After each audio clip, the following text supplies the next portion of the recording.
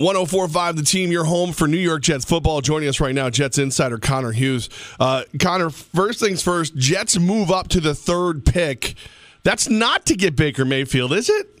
It could be. I mean, I think that the rumors are starting to circulate. You're starting to hear more and more chatter, I should say, that the Jets really do like him, that the Jets are high on Baker Mayfield. They love him. They love his attitude. They love his accuracy. They know he needs some work, but they believe that there's franchise quarterback potential there in him, and he's definitely a guy on their board. And it's starting to seem like if you want to put together their list of the guys that they like the most, it's probably Darnold number one, and then some combination of Rosen and Mayfield there at 2 and 2A. And if they end up going with Mayfield instead of Rosen, you can maybe kind of see why a little bit. There are some concerns there with Rosen, and if the Jets are scared off by him and they like the idea of having Mayfield there in New York more, then it certainly makes some sense. Like, what am I missing? Like, is there something about Baker Mayfield that I, as somebody who's watched quarterbacks come from the Big 12 and not be the tallest in the world and not be successful, is there something I'm missing in this kid?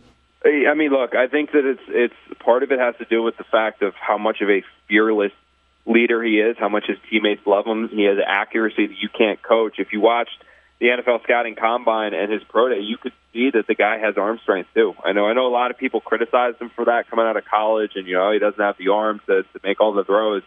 If you watch that combine outing, he put some zip on passes where you kind of stood back and said, wow, the guy's got the arm strength to play in the NFL, and he can make all of the throws. And then when you work in everything else that goes with him, I mean, he's a big-time player. And obviously, when it comes to evaluating quarterbacks, people are probably wrong a lot more than they're right. So you just kind of got to, I guess, trust a little bit what these guys have. Connor Hughes, Jets insider, nice enough to join us. If you were the guy who ultimately got to write the name down on the index card and walk it up, who would you pick? This is the crazy thing, man, is that this draft, more than anything else, is that I don't think anyone even knows what's happening at 1 and 2.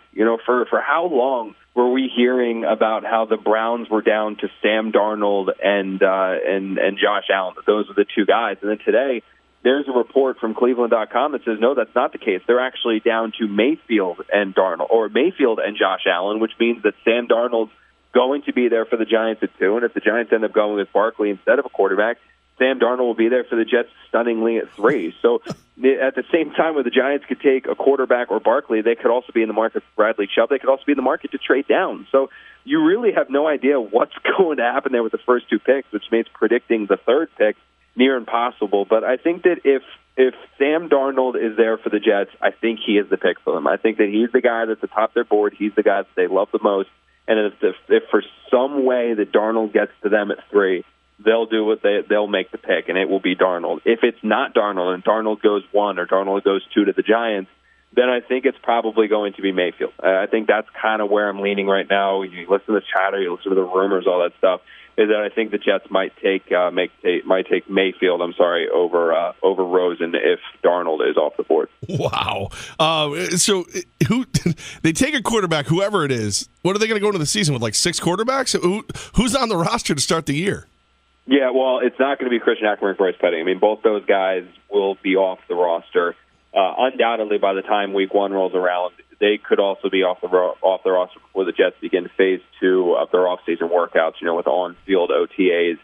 I think beginning the 3rd week of May, I think is when the Jets OTAs start. So it would not surprise me at all if neither of those two guys are on the roster at that point in time, and the Jets just go into this thing in OTAs, minicamp, training camp with the rookie that they draft, Josh McCown, and then Teddy Bridgewater. When this thing shakes out, though, I mean, you could theoretically, if Teddy Bridgewater's not healthy, which seems to be the case more and more as these days go on, we listen to what Mike Zimmer said at the NFL's annual meeting. When you look at the contract structure that the Jets gave Teddy with essentially only $500,000 guaranteed, I mean, that's pennies on the dollar for them to cut him whenever they want. I mean, you're probably going to go into this thing with Josh McCown and the rookie, or potentially all 3 of them, and Josh McCown, Teddy Bridgewater, and the rookie. This is something that Goz has been wondering, can you trade them? Is there any value for a Bryce Petty or a Christian Hackenberg, or do you just have to cut them loose? No, I mean, here's the thing. The Jets, Bryce Petty, no. He doesn't have trade value. He didn't You look at what he's done on the fact he's older. I mean, he's a guy. I think he's going to be 26, if I'm not mistaken. I have to double check that, but he's an older guy. He was an older rookie when the Jets drafted him, so he's not exactly super young. When he's played this year, he hasn't had much success, or when he's played throughout his first 3 years, he hasn't had much success at all. So it's not like you're trading to get the prospect of him like some of these other guys. And when Cleveland was able to deal some of their quarterbacks, it's not like that. So why would you give up anything when you can get Petty for free? Equally so with Hackenberg, it's the same thing. You know the Jets are going to cut him, so why not just wait and pick him up off the waiver wire? I mean, he's going to have a market. There's definitely a market for Christian Hackenberg more than there is for Bryce Petty, because people will look at the arm strength. They'll look at the upside. They'll say, you know what, let's just put him into our system, try to develop him for another couple years and see what we don't have in 2019 or 20. But I find it hard to believe the Jets will be able to trade them. If they do, it'll be for something like a conditional 7th, a conditional 6th, something along those lines. It won't be anything of note. Jets insider Connor Hughes with us right now on 104.5 The Team. So, Connor, Mike McCagnon is playing a game of poker there, but he is a straight face, not saying a word. Is he driving you crazy with the no answers? You kind of come to expect it. Honestly, I mean that's just Mike McCagnon, man. I mean that's what he's been like since he got here in 2015, and he's been this way ever since. Occasionally he gives you something good. Occasionally he'll drop a good line every now and then, but he likes to keep this thing close to the vest. I mean, he and his staff, they don't leak anything to media members. They don't leak anything to anybody. They like to keep this one in-house. They read media reports. They read this. They read that. They read everything because they want to get information on other teams, but they are not going to tip their hand at all. That's just how they do business. It's how they've done business, and it's how they'll continue to do it. Is this a make-or-break draft for his administration? Yeah, it is, man. I mean, because you think about it, he's now been with this organization for 4 years. He took a flyer, obviously, on Bryce Petty. He invested a significant draft pick in Christian Hackenberg, and now he's dipping into that quarterback pool again. And unless the Jets somehow manage to go 10-6 or 11-5 this year and make the playoffs this year or next, and Teddy Bridgewater, is healthy, or Josh McCown finds the fountain of youth again, I mean, it's hard to imagine the Jets blowing this draft and blowing this pick on a quarterback and having Mike McCagnon return and his staff return, because basically what would you be saying? You'd be saying that this is a team that has not had a franchise quarterback since Joe Namath. You've had guys take chances and it just hasn't worked out, and now you're having another guy take a third chance on a quarterback and that one doesn't work out. So this is a bit of a make-or-break season draft, I should say, for McCagnon in terms of he has to find a franchise quarterback. And in a way, I mean, I think that should give fans they should be cautiously optimistic that they'll get this pick right for that reason, because McCagnon, I think, realizes what's on the line. He understands that he can't just keep swinging at quarterbacks and missing, that he's got to find his guys.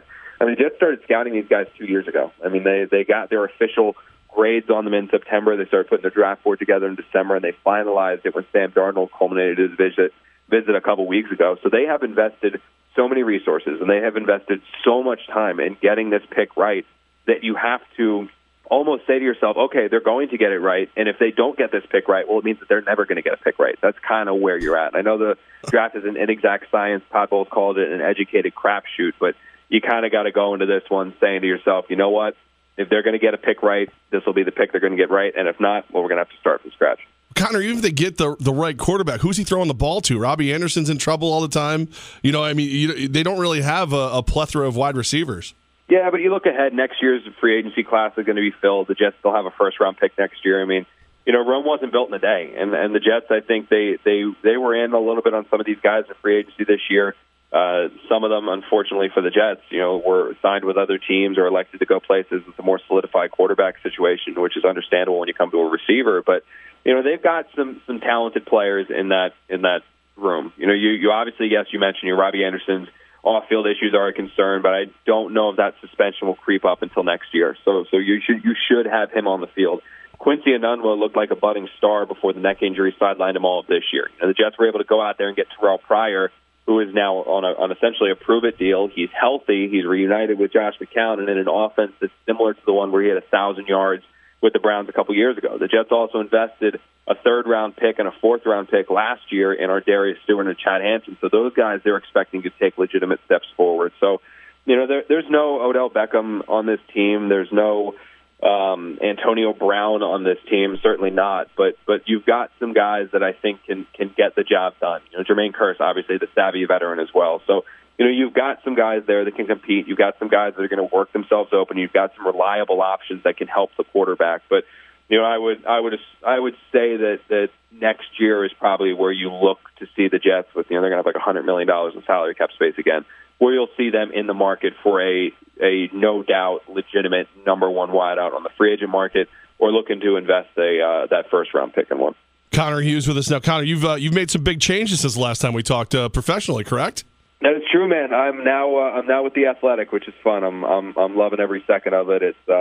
It's been enjoyable. It's been fun. It's been a little bit different than what I'm used to in terms of going from writing to kind of taking a step back and really constructing a story. And I think as someone who grew up loving this field and grew up loving reading and fell in love with writing as kind of the next step, it's a dream come true, and it's certainly it's work you're proud of.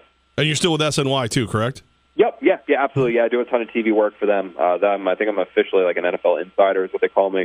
So I do the writing and stuff for the Athletic, where I'm their Jets beat writing, and the NFL stuff for SNY, and I'll be doing a ton of hits for them here with the draft. I actually just got the plan, so I'll be on and off air there for them these next couple of days from Florham Park. All that, and you make time for us, man. We appreciate you, brother. Hey, no problem. Thanks for having me on, man.